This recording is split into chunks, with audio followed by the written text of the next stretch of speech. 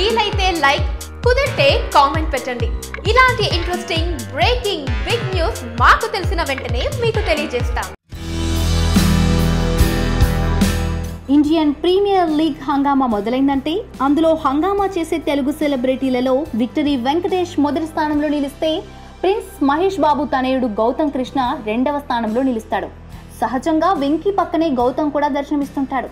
అయితే హైదరాబాద్లో జరిగిన తొలి మ్యాచ్లో వెంకటేష్ కనిపించారు. కానీ ప్రిన్స్ తనయుడు రాకపోవడంతో ఈసారి ఐపీఎల్కు దూరంగా ఉంచారేమో అన్న భావన కలిగింది.